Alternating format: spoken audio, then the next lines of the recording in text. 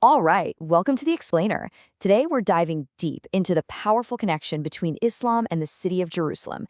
It's a story that starts with revelations in a desert cave, and, well, it leads to a miraculous journey that would forever change one of the world's holiest cities. So let's kick things off with a puzzle. We all know that when Muslims pray, they face the Kaaba in Mecca, right? That's the center of the Islamic world. And yet, Jerusalem is revered as Islam's third holiest city. So what's the deal? How did this city become so absolutely central to the faith? To really get the answer, we have to rewind the clock. We're going all the way back to the very beginning, to the life of Prophet Muhammad in 7th century Arabia. Because the foundation of Islam and its connection to Jerusalem, it all starts right here.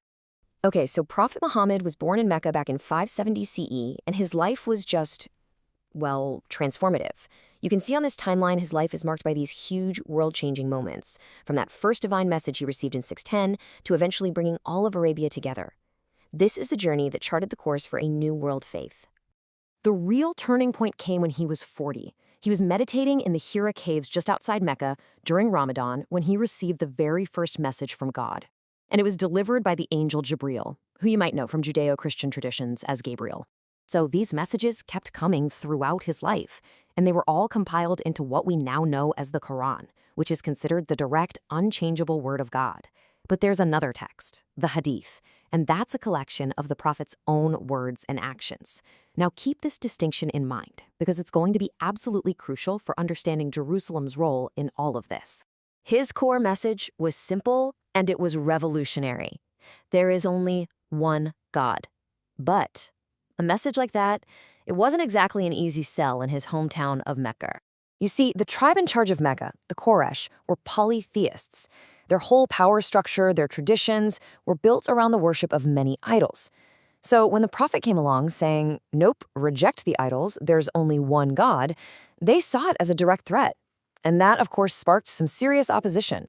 Things got so tense that it all led to this absolutely critical event in 622 CE, the Hijra. This was the migration of the Prophet and his followers out of Mecca to the city of Medina.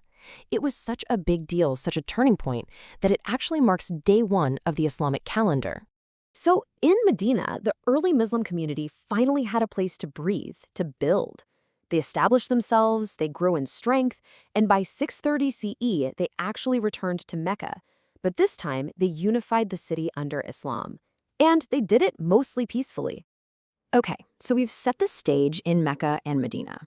But you're probably still wondering, where does Jerusalem fit in? Well, the key to its sacred place in Islam, it all comes down to a single miraculous night that happened around 621 CE, back when the Prophet was still in Mecca.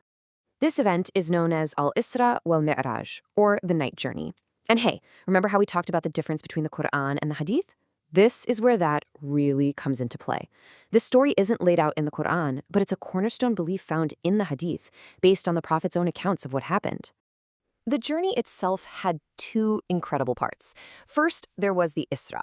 That was a trip from Mecca all the way to what was called the farthest mosque, which is understood to be in Jerusalem. And he traveled on this incredible winged creature called the Buraq. The second part was the Miraj. That's when he ascended from that exact spot in Jerusalem up through the seven heavens. Now, according to the tradition, once he got to Jerusalem, he led other prophets, we're talking Abraham, Moses, Jesus, in prayer. This was huge. It established his place in this long, sacred line of monotheistic prophets, and it's what forever sanctified the city of Jerusalem within Islam. And if you need any more proof of just how important Jerusalem was from the very start, get this. For a while, the Qibla, that's the direction Muslims face when they pray, it wasn't Mecca. It was Jerusalem. Yeah. Only later was the direction changed to the Kaaba and Makkah. But that initial focus, that deep connection to Jerusalem, was never, ever forgotten.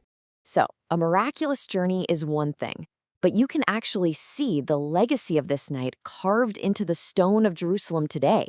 It's built right into the landscape, specifically on that famous plateau known to Jews and Christians as the Temple Mount and to Muslims as the Haram al-Sharif, or the Noble Sanctuary. On this one sacred piece of ground today, you'll find three major Islamic structures that all commemorate the night journey. You've got the Al-Aqsa Mosque, which is the main place of prayer. Then you have the iconic Golden Dome of the Rock, And there's also the smaller, beautiful Dome of the Chain. All right, here's a super common mix-up, so let's clear it up. That world-famous Golden Dome, the Dome of the Rock, it's not actually a mosque. It's a shrine. It was built over the very rock from which the prophet is believed to have ascended into heaven. The nearby Al-Aqsa, that's the actual congregational mosque, where prayers are held. So what you end up with is this incredible layering of history and belief. The legacy of these events created a space that is profoundly sacred to multiple faiths. A single site can hold deep, distinct, and powerful meanings for so many different people. And maybe the clearest example of this is the wall at the edge of the compound. For Jewish people, it's the Western Wall, the holiest site for prayer in Judaism.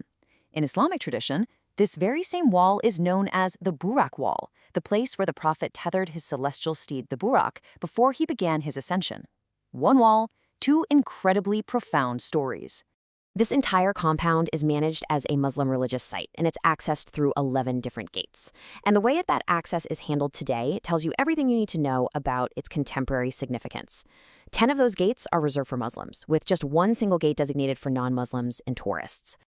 So, what's the big takeaway here? The story of Jerusalem in Islam is this incredibly deep connection, forged in a single miraculous night.